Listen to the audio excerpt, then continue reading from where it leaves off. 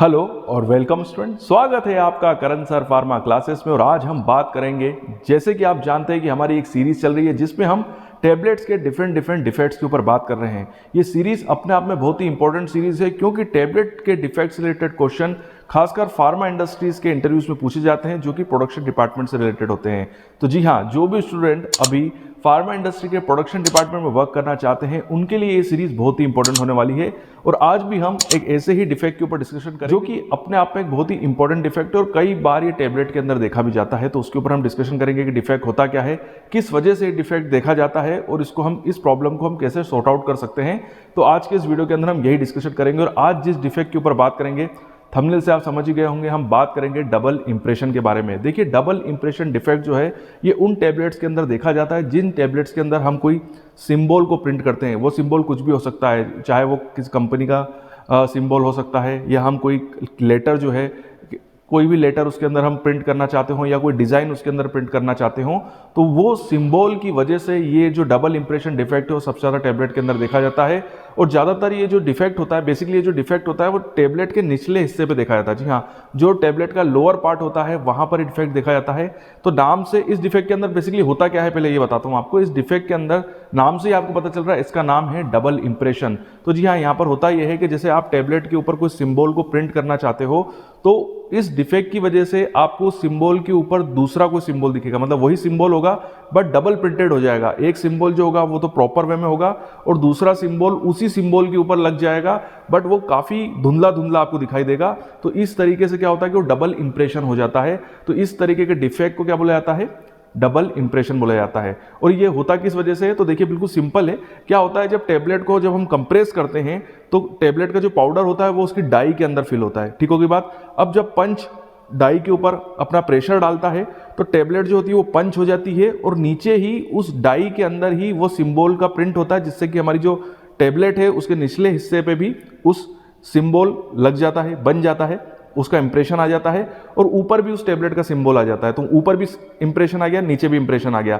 अब होता यह है कि डाई से एक पंच के थ्रू, मतलब डाई से एक हल्का सा झटके से हम टैबलेट को बाहर फेंकते हैं, मतलब इजेक्ट करते हैं। तो जब ये झटका वापस से लगता है, दूसरी बार जब हम टैबलेट को बाहर फेंकने के लिए जब वो झटका डाई के नीचे से लगता है, उसी समय ये प्रिंट वापस से हो जाता है। मतलब एक बार तो हमने पहले से ही टैबलेट को प्रिंट कर ही दिया था, दूसरी बार जब उस टैबलेट को हमने बाहर निकालने के लिए उसमें प्रेशर लगाया तो हल्का सा उसमें वापस से वो डाई वापस से टकराई टैबलेट से, जिसकी वजह से उसमें एक प्रिंट और हो जाता है। तो वहाँ डबल इंप्रेशन हो जाता है। एक तो जो प्रिंट था वो था ही था और उसके ऊपर एक धुंधला सा प्रिंट हो जाता है। तो इस वजह से ये जो डबल इंप्रेशन डिफेक्ट है वो टैबलेट्स के अंदर देखा जाता है। अब आपके दिमाग में ये थॉट आ रहा होगा कि सर अब इस प्रॉब्लम को हम कैसे सॉर्ट आउट कर सकते हैं। तो देखिए, बेसिकली एक मशीन की वजह से ये प्रॉब्लम आ रही है, ना इसमें कोई ग्रेन्यूल्स का कोई लेना देना है, मतलब कोई फॉर्मुलेशन से भी कोई लेना देना नहीं है। बेसिकली ये जो प्रॉब्लम आती है डबल इंप्रेशन की, ये आती है कंप्रेशन मशीन की वजह से। तो हमको मशीन के अंदर ही कुछ ना कुछ एडजस्टमेंट करने होंगे।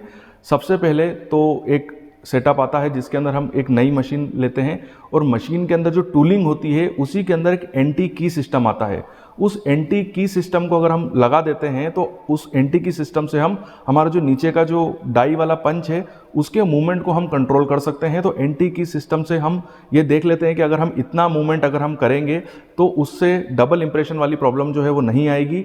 तो उस एंटी की सिस्टम को लगाया जाता है जो अभी नई टैबलेट मशीन आ रही है उसके अंदर। साथ ही साथ जो अभी नई टैबलेट कंप्रेशन मशीन आ रही है उनके अंदर एक एंटी टर्निंग डिवाइस लगा हुआ होता है। जी हाँ, एंटी टर्निंग डिवाइस, जिसकी वजह से भी हम जो हमारा रोटेशन हो रहा है, जो फ्री रोटेशन हो रहा है हमारे पंचेस का, उसको हम रोक सकते हैं और इस तरीके से हम टैबलेट के अंदर जो डबल इंप्रेशन डिफेक्ट जो हमको दिखाई देता है उसको हम रोक सकते हैं। तो चलिए अब हम बात करते हैं हमारे अगले डिफेक्ट के बारे में, जिसका नाम है वेट वेरिएशन। जी हाँ, इस नाम से पता चल रहा है कि इस डिफेक्ट के अंदर क्या होता है कि जब हम टैबलेट को कंप्रेस करते हैं तो कंप्रेस होने के बाद जब टैबलेट निकलती है तो वहाँ पर टैबलेट के जो वेट होता है उसके अंदर वेरिएशन दिखाई देता है। टैबलेट का जो वेट होता है उसमें ज़रूरत से ज़्यादा वेरिएशन देता है।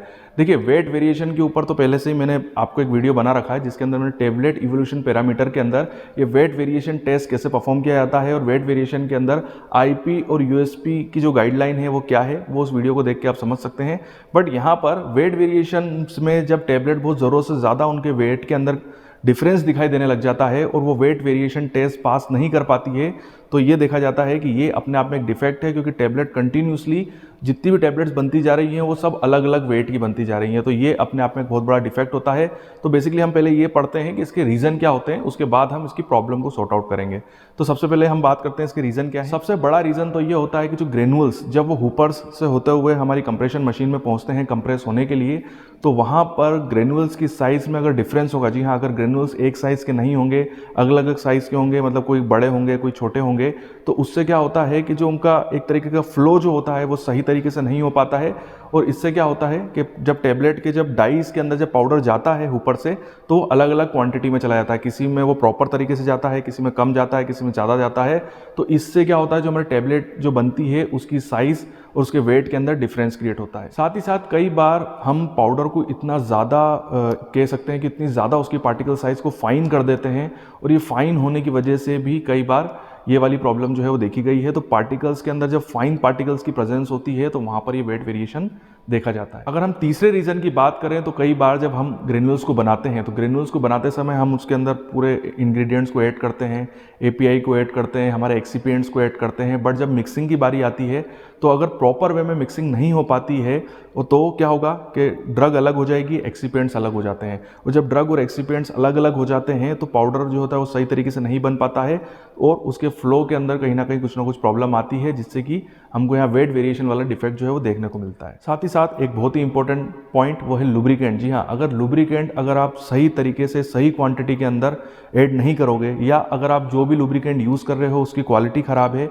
तो इसकी वजह से भी फ्लो प्रॉपर्टी के अंदर प्रॉब्लम आती है। साथ ही साथ लुब्रिकेंट का बेसिक काम तो होता है कि जो टैबलेट होती है वो पंच में बिल्कुल भी चिपकनी नहीं चाहिए, बट अगर आप सही तरीके से लुब्रिकेंट को ऐड नहीं करेंगे तो जो टैबलेट का पाउडर होगा वो पंच और डाइज में चिपकना स्टार्ट कर देगा, जिसकी वजह से टैबलेट के अंदर वेट वेरिएशन जो है वो देखा जाता है। तो ये वो पॉइंट थे जो कि ग्रेनुलेशन से रिलेटेड थे, कि अगर ग्रेनुलेशन के अंदर कुछ प्रॉब्लम होगी तो ये सारे वो रीज़न थे जिसकी वजह से टैबलेट के अंदर वेट वेरिएशन देखा जाता है। अब हम बात करते हैं हमारे जो पंचेस, डाइज या जो हमारी मशीन प्रेस होती है उसकी वजह से भी वेट वेरिएशन डिफेक्ट जो है वो टैबलेट के अंदर देखा जाता है। तो सबसे पहला रीज़न है, कई बार जो मशीन का जो एक तरीके से एडजस्टमेंट होता है, जो पंचेस और डाइज का आपस में एडजस्टमेंट होता है, वो कई बार ऑटोमेटिकली चेंज हो जाता है। वो हो सकता है कि मशीन की खराबी की वजह से भी हो सकता है, और ये जो अगर चेंज होगा तो हो सकता है कि प्रेशर चेंज हो जाए, या जो डाइस के अंदर जो कैविटी जितनी देनी थी उतना नहीं दे पाए, तो इस वजह से भी कई बार टैबलेट के अंदर डिफेक्ट जो है वो देखे जाते हैं। कई बार जो हमारी रोटेटरी मशीन होती है उसकी वजह से भी ये डिफेक्ट देखा गया है, और उसका एक बहुत बड़ा रीजन होता है लोअर पंचेस। जैसे कि मैंने आपको बताया था कि लोअर पंचेस की कई बार लेंथ में चेंजेस हो जाते हैं, और ये ऑटोमेटिक हो जाता है,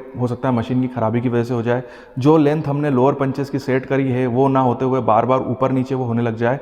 वो हो सकता है कुछ इंच में चेंजेस हो। जी हाँ, अगर इंच में भी लोअर पंचेस अपनी जगह को छोड़ते हैं और कम ज़्यादा होते हैं तो उसकी वजह से भी टैबलेट के अंदर वेरिएशन, वेट वेरिएशन जो है वो देखा गया है। तो अगर बात करें कि ये जो वेट वेरिएशन वाली हमको जो प्रॉब्लम आ रही है, इस प्रॉब्लम को हम कैसे सॉर्ट आउट कर सकते हैं, तो सबसे पहला जो रीज़न होगा वो होगा कि हमको हमारी ग्रेनुलेशन की टेक्निक को ठीक करना होगा। अगर हमको ये दिख रहा है कि ग्रेनुलेशन करते समय पार्टिकल्स की साइज़ में डिफरेंस क्रिएट हो रहा है, तो उसको हमको प्रॉब्लम को सॉर्ट आउट करना होगा। हमको मिक्सिंग प्रॉपर करनी होगी, उसके अंदर प्रॉपर वे में लुब्रिकेंट्स को ऐड करना होगा।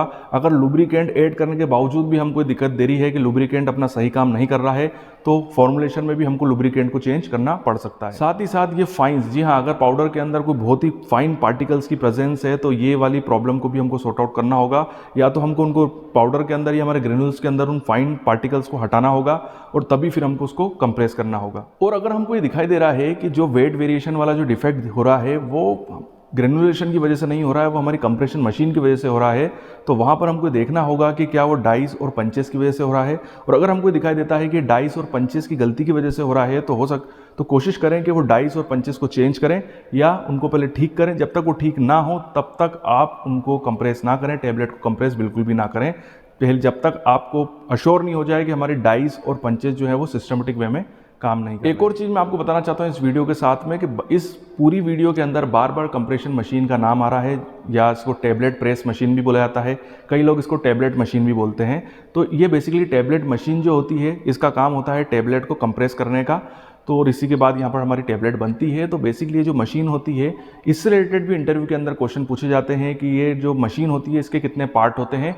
तो आपको इसका आंसर ये देना है कि बेसिकली इसके 4 पार्ट होते हैं, और चारों पार्ट के नाम हैं हुपर, फीड फ्रेम, डाइस और पंचेस। तो सबसे पहले मैं बताता हूँ कि हुपर क्या होता है। हुपर जो होता है वो उस मशीन के ऊपर की तरफ लगा होता है, इस तरीके का एक टंकी नुमा होता है, मतलब इसमें एक टंकी होती है जैसे पानी की, उस तरीके का आप समझ लीजिए। इसके अंदर सारे के सारे ग्रेन्यूल्स या पाउडर्स जो होता है वो रखा हुआ होता है, और यहीं से हमारे ग्रेन्यूल्स और पाउडर जो है वो नीचे की तरफ आते हैं और पहुँचते हैं फीड फ्रेम के पास में। और ये फीड फ्रेम जो होती है वो हमारे ग्रेन्यूल्स या पाउडर्स को डाइस तक पहुंचाती है। जी हाँ, डाइस जो होता है वो फीड फ्रेम जो होता है वो पाउडर या हमारे ग्रेन्यूल्स को पंचिंग के लिए कहाँ पहुंचाती है, डाइस में पहुंचाती है। और डाइस का काम क्या होता है, डाइस जो होती है वो हमारी टेबलेट के साइज और शेप को कंट्रोल करती है। जी हाँ, जो हमारे टेबलेट का साइज और जो शेप होता है वो डाइस की वजह से होता है। अगर आपको छोटी टेबलेट बनानी है तो उसके लिए अलग से अलग डाई होगी, अगर आपको बड़ी टेबलेट बनानी है तो उसकी डाई अलग होगी, या आप मशीन के अंदर ही सेटिंग करके भी उसके साइज और शेप को चेंज कर सकते हैं। और पंचेस का काम क्या होता है, तो पंचेस का काम होता है हमारी टेबलेट के ऊपर या हमारे पाउडर के ऊपर प्रॉपर वे में कंप्रेशन प्रेशर लगाना, जिससे कि हमारी टेबलेट जो है वो बनती है। और पंचेस का क्या काम होता है, पंचेस का काम होता है कि वो हमारे डाइस के अंदर जो ग्रेन्यूल्स होते हैं उनके ऊपर वे कंप्रेशन फोर्स लगाते हैं, प्रेशर लगाते हैं, और उसी प्रेशर की वजह से हमारी जो टेबलेट होती है वो बन जाती है, जो हमारी फाइनल टेबलेट होती है। तो ये वो 4 पार्ट होते हैं जो कि टेबलेट मशीन के होते हैं। तो कभी आपसे इससे रिलेटेड कोई क्वेश्चन पूछा जाए तो आपको यही आंसर देना है। चलिए ये वीडियो हम यहीं पे कंप्लीट करते हैं। ये वीडियो आपको कैसा लगा कमेंट से मुझे ज़रूर बताइएगा। वीडियो देखने के लिए थैंक यू वेरी मच। अगर आपको ये सीरीज़ कैसी लग रही है ये भी अपने कमेंट में बताइए। अगर आप चाहते हैं कि मैं इस टाइप की सीरीज़ और बनाऊं तो नीचे उन टॉपिक्स के ऊपर आप मेंशन कर सकते हैं। आगे आने वाले समय में मैं आपके दिए हुए टॉपिक के ऊपर वीडियो ज़रूर बनाऊंगा। आपके उज्जवल भविष्य की कामना करता हूँ, यूं ही बने रहिए मेरे साथ।